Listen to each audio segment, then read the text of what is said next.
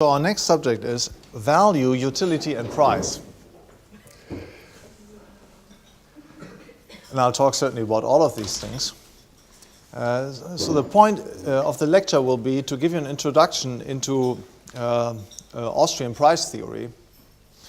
The importance of the subject is clear in that prices are the heart of the market economy. So if there's one thing characteristic of the market economy, it's the fact that there are prices being paid and received. It's precisely this fact that makes a market economy aesthetically and or morally unacceptable for certain sensitive souls, in particular the labor market. Right? There's still some people left who then snap and say, well, labor is not a commodity. Well, sorry. I mean, the price is being paid for labor performed, and as soon as such an exchange takes place, we have a price. So there is certainly a commodity character, or certainly in some respects, and at least labor must be similar to tomatoes and oranges and so on, whereas it's certainly not in all respects, but that's a different matter. So prices are certainly the heart of economic of the market economy, and price theory then is at the heart of economic theory. Prices have traditionally been explained. So what is the cause of prices? And the Austrians are famous for the approach, as they say, they belong to the marginal utility or marginal value schools, right? So they explain market prices in terms of a more general, of an underlying reality that they call value. Right? So value then is the cause of price. And within the neoclassical camp, the structure of the argument is the same. Here we would say that utility is the cause underlying prices. Now, this is not something that started only in the 1870s with what is called the marginalist revolution, right? Menger, Jevons, and Walras. It goes back much further in time. Actually, so the insight that market prices, or the value of things, the market price of things, might have something to do with utility, right? Or subjective value of the market participants, that was already present in the Middle Ages. You find, for example, in the work of Thomas Aquinas, various other scholastics. Right? It survived throughout the 16th and 17th century in the works of the late scholastics, right? In particular in the works of what has been called the School of Salamanca.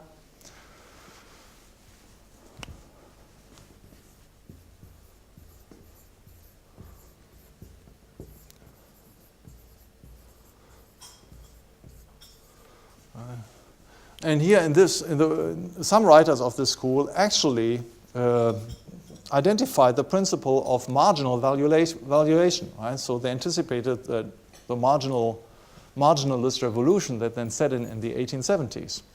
The reason why such a revolution was necessary was because there was no continuity from the School of Salamanca down to Karl Menger, Jevons, and Walras in 1870. But there was something in between, and this something in between is called the School of Classical Economists. Classical economists. Or classical economics. So the classical economists, who were they? In particular, Adam Smith, Malthus, David Ricardo, Jean-Baptiste Say. Okay. And the classical economists, they deviated from this approach to explain prices in terms of an underlying of their utility for human beings, in arguing that market prices result from the cost of production. Okay. So the fact, for example, that this pen might sell for 10 coronas here in Denmark derives or is explained by the fact that it costs, well, 10 coronas minus profit to produce the pen. Okay, so that's the reason. It cannot be sold for less because then the entrepreneur would make a loss. It will not be sold for more because then competition would set in and drive down the price toward this price of 10 coronas. Okay, so that was the argument of the classical economists. The main problem in this explanation, the cost of production explanation, is circularity. Okay, so if it's really the cost of production that explain the price of the pen, well, where do these costs of production come from? Okay, where does the value? So may I say the cost of production for this is I have to pay so and so many people, workers to produce the pens, materials needed to produce the pen. But then the question is, of course, well, how are the prices that I pay to these guys in turn determined? Okay, how are the prices that I pay for the plastic and for the color and so on that I use to make the pen? How are these determined? How are the prices for the labor determined and so on? So you move back ever more, and ultimately you start explaining one thing in terms of another thing, and you end up with a circular explanation. That's the big problem in the cost of production approach. So even the classical economists, and in particular Jean-Baptiste Say, never abandoned the notion, but David Ricardo as well, that the ultimate foundation for prices is to be found in utility. That is, in the contribution that the object under consideration makes to human welfare. But they could not explain how this link would work out. And in particular, they could not do this because they believed that there was a paradox, what has been later on called the classical paradox of value. It can be stated very quickly in the following way. I mean, utility cannot be the explanation for market prices because there are certain objects that have a very high utility for human life, such as water, right, that command a very low price. Without water, we could not survive, so water is vitally important for human life. But we pay very, very low prices for water, and usually we don't pay prices for water at all. Right? In many areas of the world, we still pay no prices for water at all. On the other hand, there are objects like diamonds, which have certainly a utility, but a utility that as compared to water is not very high. And still it is the case that we pay very high prices for diamonds. A tiny diamond, you have to work a year or two to buy it on the market. So this was the classical paradox of value, also sometimes called the diamond water paradox, right? Because in fact these two examples that I've used are the most widely used examples to illustrate the paradox. Now, the solution to this paradox is to be found in the principle of marginal value, and here the emphasis is on marginal. And this brings us then to Menger's approach, which in this respect, as far as marginality is concerned, the principle of marginal price determination, has the same structural features as the theories of Jevons and Walras. So what Menger said, the same observation that Jevons made, was that we get the paradox of value because we reason in terms of classes, of entire classes of goods. Okay? We say water in general has a higher utility than diamonds in general. And as a consequence, we get the paradox because the price of water is much lower than the price of diamonds.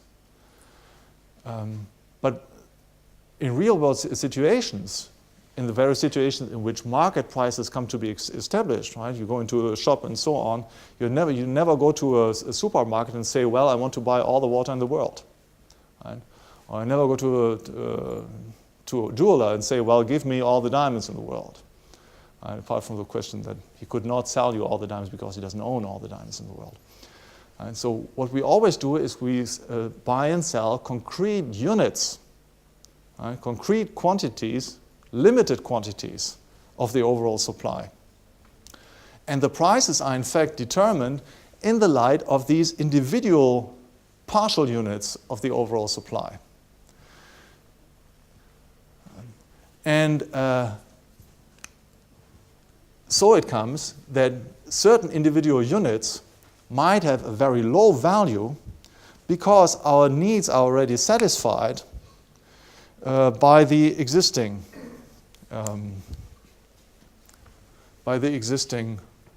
supply.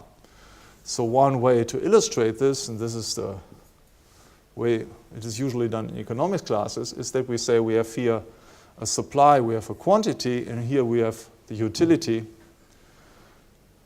And this utility is decreasing with the supply. Okay, so this would be the way Jevons and Walras have done this.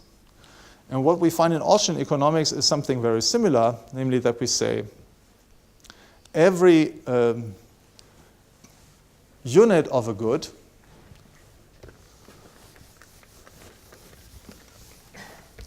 serves individual or concrete needs. That is, for example, if I have a supply of 10 fish,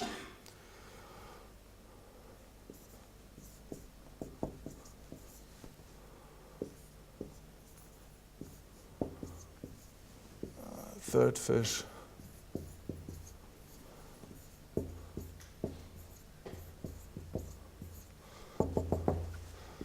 here we have the 10th fish. Then every single unit of the supply will be accorded to satisfy an individual concrete need. So the most important use that I might have for a fish is to stay alive, right? So I will eat the fish, eat myself, eat the fish myself, right? Eat the fish myself to stay alive. If I were an altruist, I would say, have my wife eat a fish to stay alive. Right? Okay, so let's be realistic. And then the second is, have my wife eat a fish. Eat a fish. And so on, right? And the third fish is for the children, and the fourth for the grandparents, and the fifth might be for the neighbors. The sixth is for a charitable organization. And then number 7 is sold on the market. Number 8 is a fish that I might eat just for pleasure. Number 9 would be a fish that I will eat just to stuff myself, right? And number 10 will be a fish that I give my kids to eat for pleasure, and so on, right? So we have different uses of the concrete units, right? And the point is that in making my choices, I select the most important uses that I can make of the object under consideration. Right? So if I have just one fish, I will allocate this fish to the most important use. If I have 2 fish, I will allocate it to the 2 most important uses. And this always means that there are various other uses that will not be supplied with. Okay.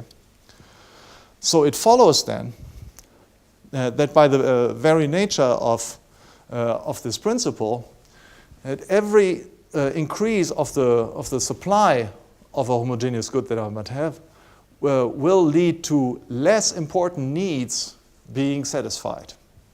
Okay. Now we can express this in a curve such as this.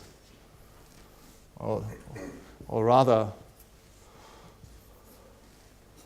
right, we would have discrete and concrete dots, right? No continuous thing. Well, in the case of fish, I might subdivide it and so on. Okay, if you're a good fish cutter. But so we have a very similar principle here, right? But there's one important difference as compared to Jevons and Walras, and that's the difference that we need to talk about now. Namely, what Jevons and Walras stress here is this reality of utility. That is, that they say an increase in the quantity of a good consumed will lead to a lesser satisfaction. Okay, and this satisfaction is conceived to be something psychological. Okay, I'm very thirsty. I drink the first beer. I'm satisfied. I'm happy. I drink the second beer. I'm a little less satisfied. I drink the 17th beer. I'm completely drunk. And so we have something like this, right? Quantity increases, and then at some point the utility, that is the satisfaction, the psychological feeling of wellness and so on that we derive from it, becomes negative, right? Now that's very different from this, right? Because what we here have is a psychological account of the phenomenon of marginal utility or marginal value, whereas here we have a praxeological account, right?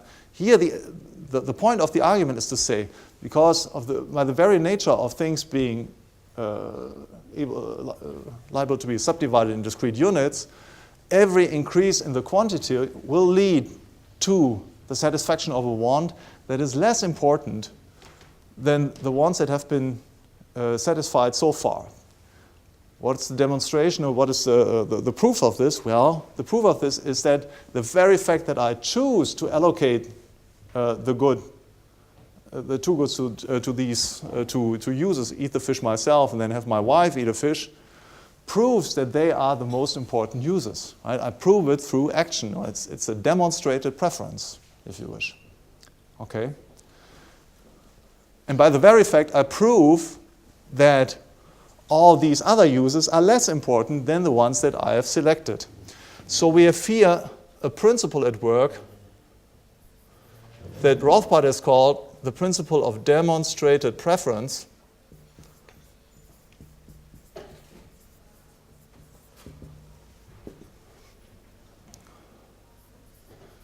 And we have a praxeological law.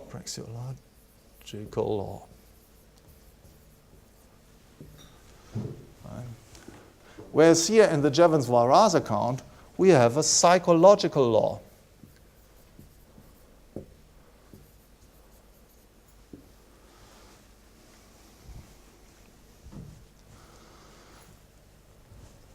Now what is this just, are these not just different ways of saying the same thing? Well, there are distinct advantages to the praxeological approach. The first one is that, I mean, it is realistic. It is realistic that in any given situation we make choices. These choices are always taking place in a certain context. And in making choices and preferring certain things, we at the same time renounce to other things. Okay? In selecting these two uses of my fish supply, I automatically renounce to all other alternatives that I could have chosen instead. Right? And that is the basis for the principle of diminishing marginal value. In the psychological account, the thing is much less clear. In fact, we have here two main problems. The first one is there is no unit of want satisfaction that could be generalized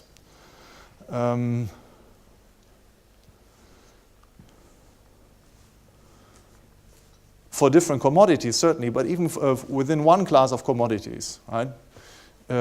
Say the pleasure that I derive from drinking beer is very different from the pleasure that I derive from, let's say, dance lessons, right? Or from the pleasure of listening to piano concerts, or of eating a piece of bread, right? So how are we to say, well, this is the same unit of utility? Well, what's the empirical basis for making such an assertion? There is none. Okay.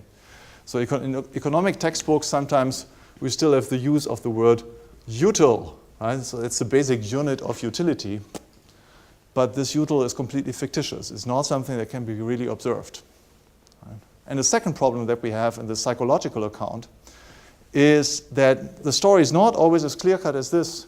There might be cases in which the pleasure that I derive from a good actually increases with increased consumption. For example, I might at first be offended by a certain type of music, AC/DC, Right? And then the more I get to listen and find some pleasure. Maybe it's not very high, but might be higher than 0. But so the point is that as soon as we have something like this, right,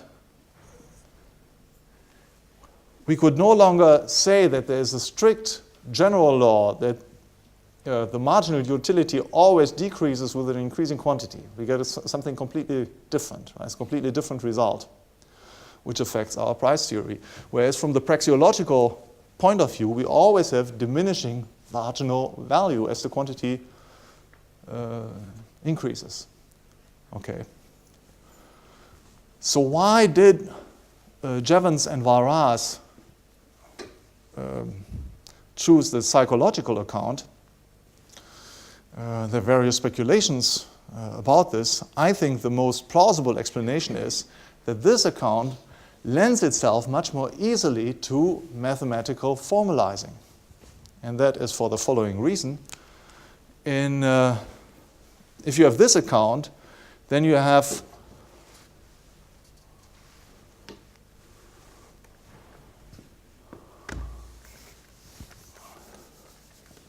value or utility is by and large is a two-sided relationship. Right? We have a man, now in the general sense, right, men and women, and we have his satisfaction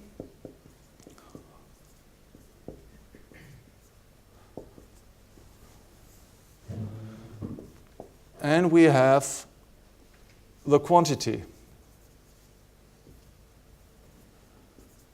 of a good. Right? And if we assume that the dimension of the satisfaction is the same for one man as far as all goods are concerned, so that there is a basic util unit underlying any satisfaction that I might derive from piano concerts and so on, attending lectures and so on, or there's basically a same unit of satisfaction, then I get a common denominator for all these goods. Okay, get a common denominator for all these goods, and I can write a nice equation that gives me the equilibrium condition, that is the condition that should hold in the situation that is optimal for my decision making, namely that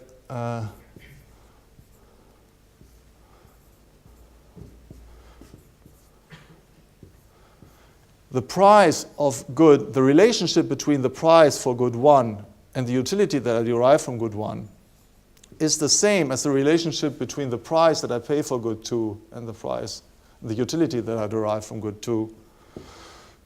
Then it's the same as the utility that I derive from good 3 and the price that I pay for it, and so on and so on. Right? Graphically, we can express this in the following way. It's the so-called second law of Gaussen.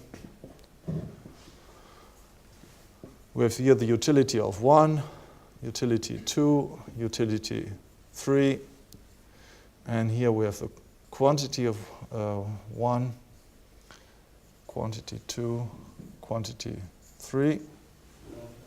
And now we might have different utility curves here, right? And in equilibrium, the marginal utility that I derive from any good should be exactly the same as the marginal utility that I derive from any other good. Right? So let's say if this is my budget line, then I should consume in equilibrium this quantity of good 1 and this quantity of good 2 and this quantity of good 3. Right? If I consumed a greater quantity of good 1, this means because things are scarce that I could consume only a lesser quantity of any of the other goods. But this would mean that my marginal utility is lower for this good, right, than the marginal utility that I would derive from any other of the other goods. So I would not be in equilibrium. I would have excessive consumption of one and deficient consumption of some of the other goods. So in order to equalize the marginal utilities and therefore maximize overall utility, I have to take care that the marginal utilities are the same for all goods. Now this is all very nice. You can give a nice graphical presentation, and we can formulate the equilibrium condition in an equation, which makes very sophisticated and scientific. But the problem is, as I've said, that it's based on a fictitious stipulation. We make the stipulation. Without this stipulation, we could not draw up these whole graphs. We could not draw up this equation. As soon as we admit that these might be different units here, completely incomparable units, right, the equation no longer holds. Right?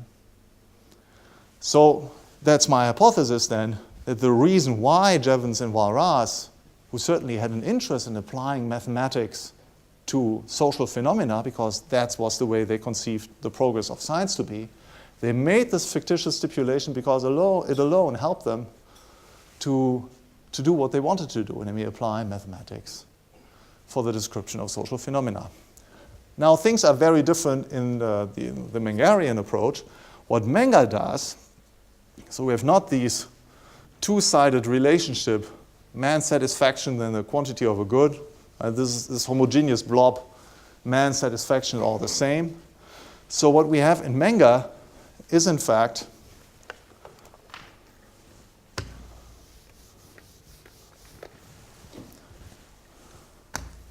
a trilateral relationship. We have man, we have alternative 1, and we have alternative 2.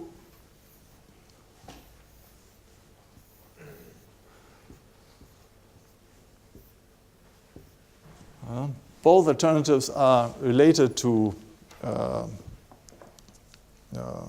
ends that the acting person pursues, but he has to make up his mind between them. He can choose either one or the other one. Now, so this way of conceiving of value, right? The value is in fact the relationship between the choice alternatives for a given individual in a specific historical concrete context. Okay, that is what value is. It's not a unit, it's not a substance, a fictitious substance.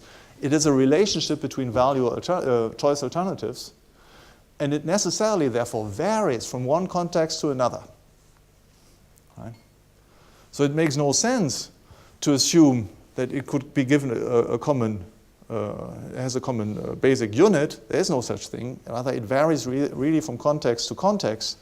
It cannot be therefore expressed in such an equation, at least not in this equation, which is the foundation of modern, until the present day, neoclassical price theory.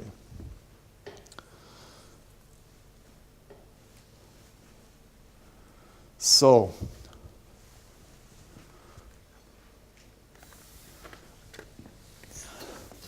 let me then, after having explained these differences between Menger's approach and Jevons and Walras's approach, let me emphasize some things in more detail.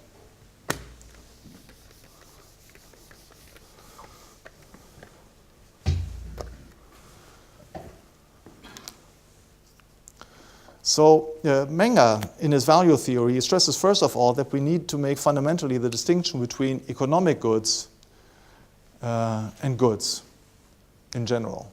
Right? Value, the phenomenon that we need to explain prices, can exist only in the case of economic goods. Right? A good in general would be, for example, sunshine. Right? Helps things to grow, makes human beings happy, and so on, but it is not an economic good. Why is this? Essentially because sunshine cannot be controlled, right? Cannot be owned by human beings. So it cannot be a means for human action. Right? So we have here one condition for a thing having value, namely it must be liable to be in private property.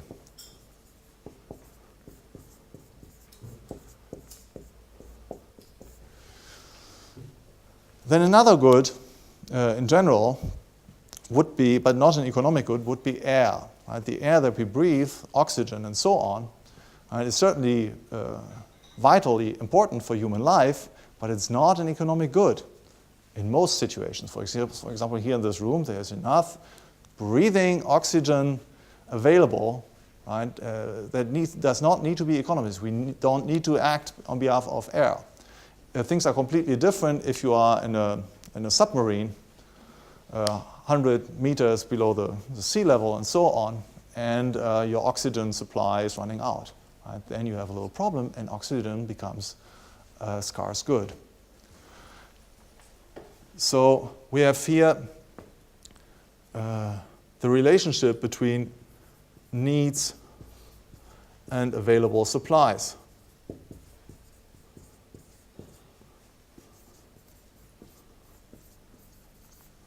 Right? And in the case of an economic goods, there are always more users or more needs that we can conceive of than the supply of the available supply of the good would help us to satisfy. Right? So then we have an economic good. And then what we also would need is perception of this, of the existence of the situation. That is, we might have certain goods that are in fact true goods and economic goods, but because we don't perceive them to be such, well, there are no economic goods at all. For example, take the case of uranium. Right? Before the discovery of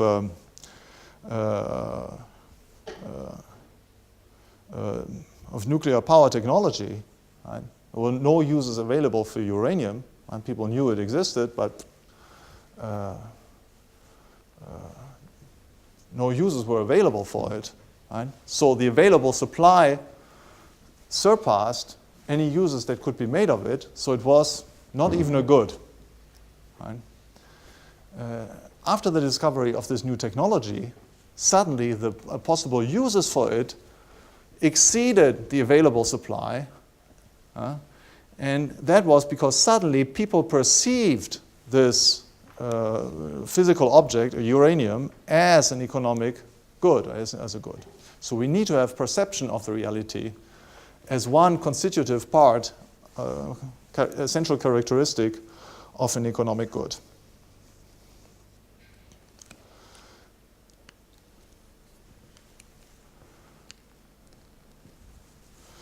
And so one of the things that Karl Menger then did in his Principles of Economics was to state these conditions, explain very clearly. So we have the distinction between economic goods and goods, and then economic goods can have value only if they are perceived and if they can be privately owned, that is, if they can be controlled by individuals. And then he explained that we have this regularity that I discussed before. That is, we have the praxeological derivation of the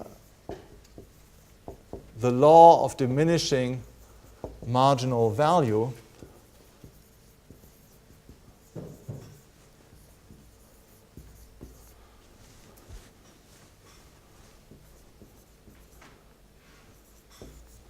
which is, as I've said, a praxeological law. Okay, so how do we get from there to the explanation of market prices? That was, after all, our initial purpose. Therefore, we became interested in value theory and so on. And the way to do this deduction is to start with a simple case. Let's return to our example that before we had Paul and Peter and the apple-pear exchange. So we observe Paul is giving his apple to Peter, and Peter is giving his pear to Paul. What is taking place here, and how far does our value theory help us account for this observation? Well, what we would say in this case is that Paul has a value scale, that is, for Paul in the given context, the two goods under consideration stand in a value relationship. You would say that the apple is more important than the pear. Now that's a writing convention. If you write two objects below one another, above one another, we mean that the higher object has a higher value. So the apple for Paul, the pear for Paul has a higher value than the apple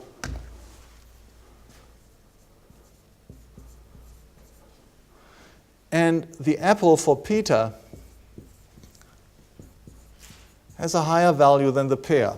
And then there's another writing convention, is that we say, well, Paul, he has the apple, he does not have the pear, so we put the pear into brackets. And Peter has the pear, he does not have the apple, so we put the apple into brackets. Now, ladies and gentlemen, if we have such a situation, so that is the condition that must be given for a market price to exchange. Right? So two conditions, we have private property, right? Of course, in the two objects exchanged. And we have inverse value scales. Right? This is an inverse ranking of the goods under consideration. Right? Both Paul and Peter value apple and pear, but their valuations are exactly the opposite. For Paul, the pear is more important than the apple, and for Peter, the apple is more important than the pear.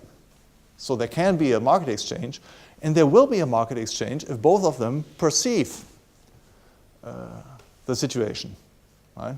And how does this come about, this perception? Well, usually, for example, if they show up at a marketplace or they just ask one another, hey, Paul, do you want to give me your apple?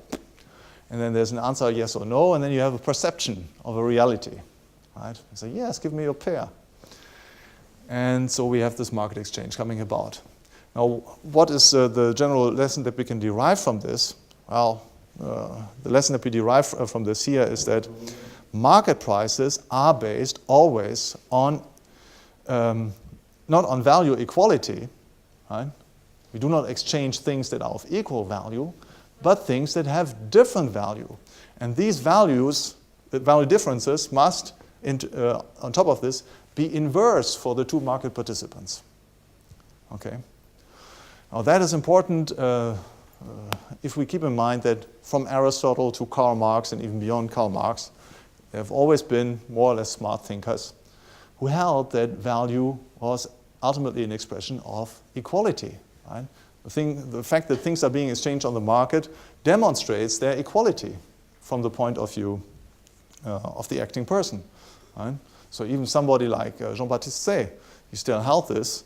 And even if you read him, sometimes today by my good friend Pascal Salin in France, he still would say that market exchanges somehow express value equality. He does this, of course, in metaphorical sense, but it lends itself to this confusion. So the point is, market exchanges always come about because there are differences in value and differences in valuations. Okay, now we have a little time to go into the details of pricing. So here we have a market price emerging on the market, and the market price is the relationship between the apple and the pear. One apple is exchanged against one pear, or one pear against one apple. We can write this in the following way. That is the market price. Okay. Now, these situations in which consumer goods are exchanged against one another are called barter exchanges, and barter exchanges are not very important empirically. Right? All civilizations that we know, and I say all civilizations that we know of historically, have been monetary economies. Right? Even if we go back to the earliest records that we have, there is no civilization that did not use money. So we have the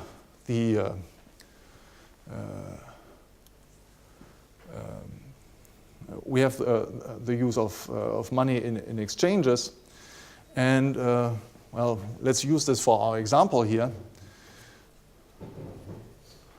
and set up a value scale for an individual that, say, owns fish, right? And for this individual under consideration, let's say he has a stock of 10 fish. Now, the totality of these 10 fish is for him more important than the totality of total supply of 9 fish, okay? And the total supply of 9 fish is more important than the total supply of 8 fish, of 7 fish, of 6 fish, 5, and so on, until 1 fish. And the 1 fish that he has is more important to him than the 2nd fish that he could acquire but has not yet, and more important than the 3rd fish that he could acquire but has not yet, and so on. Right? So we have a value scale that holds true, mutatis mutandis, for every single good. Okay. Now, if we have a market exchange, we need to plug in some other good that could be exchanged for the fish into this value scale. And let's say here, so we take 6 coronas, I say 100 coronas. What's the abbreviation for coronas? Is this KR? K? KR. 100 coronas. Okay, so this object, right, the individual quantity of 100 coronas is for this individual, let's say that's Paul, is for Paul,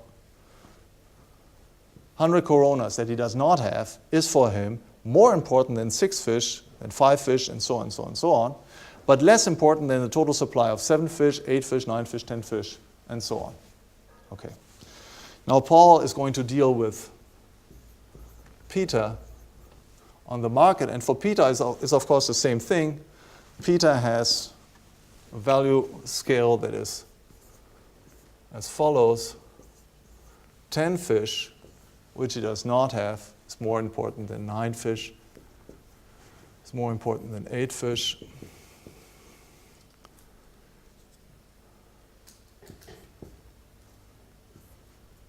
7 fish,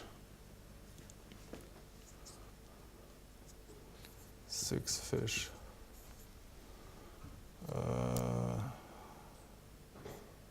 5 fish, 4, and so on, so on, so on. And he does not own fish, but he wants to buy fish.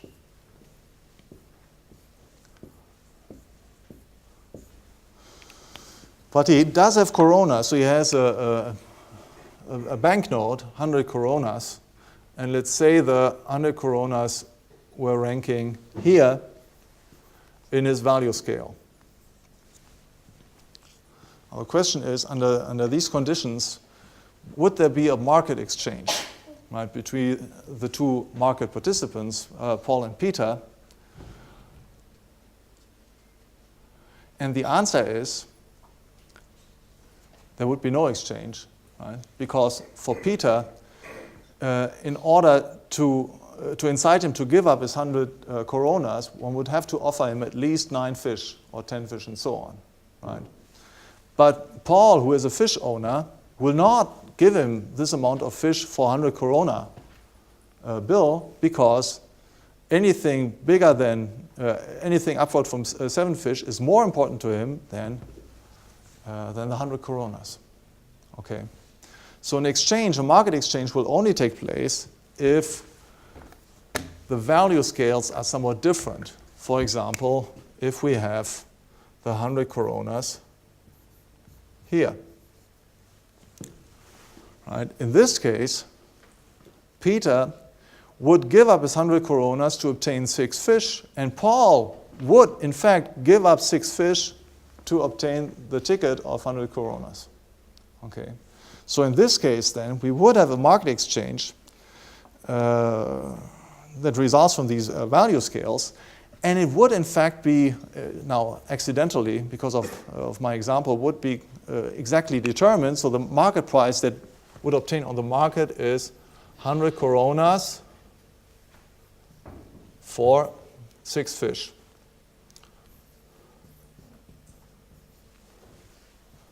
Okay. Now we can construe other examples that might be empirically also relevant in other cases. For example, Peter's value scale might be such that the 100 coronas rank here.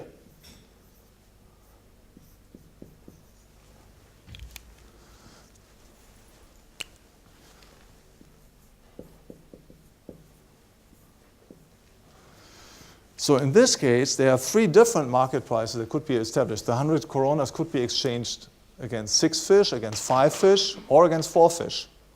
Right?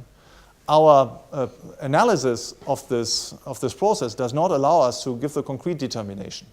Right? So here, other particular circumstances would come into play, like psychology and so on, about which we cannot say anything. Right? We have no theory that would explain us the concrete price that would emerge under such situations. So we help ourselves with an intellectual shortcut. We say then that the concrete price would be determined by the bargaining abilities of the 2 individuals, right? Which is an intellectual shortcut because we have not explained anything, right? We say, okay, the price will be determined by something that we don't know anything about. And we call this something bargaining abilities. Okay. But still, the theory is not valueless, even in this case, because we have upper and lower boundaries within which the price must necessarily be established. And about these boundaries or limits of the pricing process, our theory informs us. Right? So the theory tells us that there will be a maximum price and a minimum price above which and below which the price cannot go or fall. Okay. Now the whole picture gets even more involved and complicated if we bring in additional buyers and sellers. Okay. And I won't do this now because already I have problems drawing up the value scales for 2 individuals here. But to make the long story short, the result is that as you bring ever more people into the picture, there are 2 modifications. One is that we have something like arbitrage.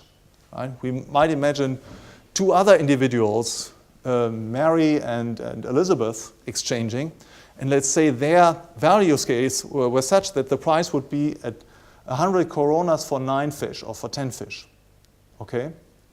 So then we would have 2 different prices, and clearly this cannot be in the interest of Peter, who is the corona owner, to pay 100 coronas to get a comparatively shabby small amount of fish from his partner Paul, but he would rather go to one of the girls and get for 100 coronas, get a higher price. So he would bid down the price that is paid on the female market, right? And as a consequence, there would be an overall equilibrium price emerge for the total market. Now, the second observation here is that the more market participants we bring into the picture, the more people we bring into the picture, the more finely determined will the price be. Right? The more people there are involved, the more exactly we can, with the mere help of our economic analysis, determine what the market price will be.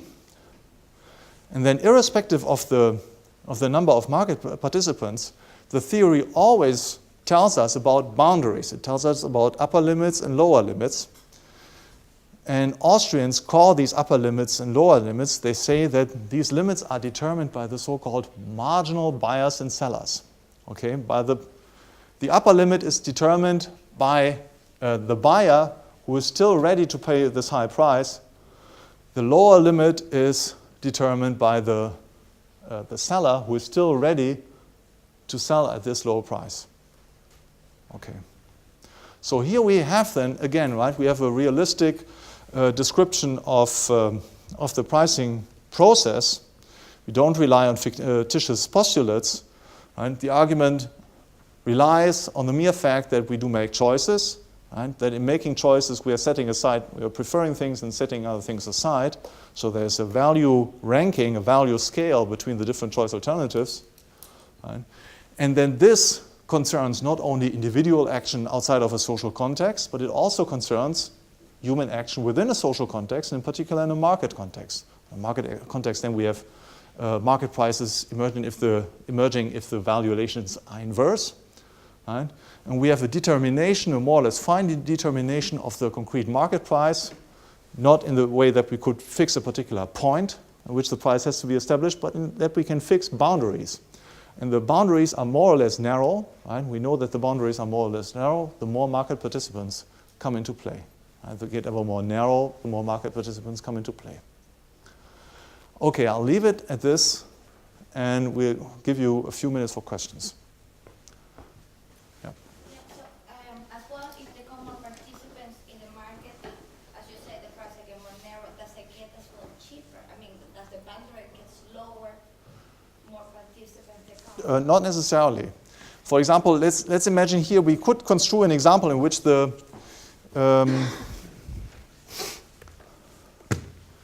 boundaries are extremely wide. Let's say the 100 coronas would be here.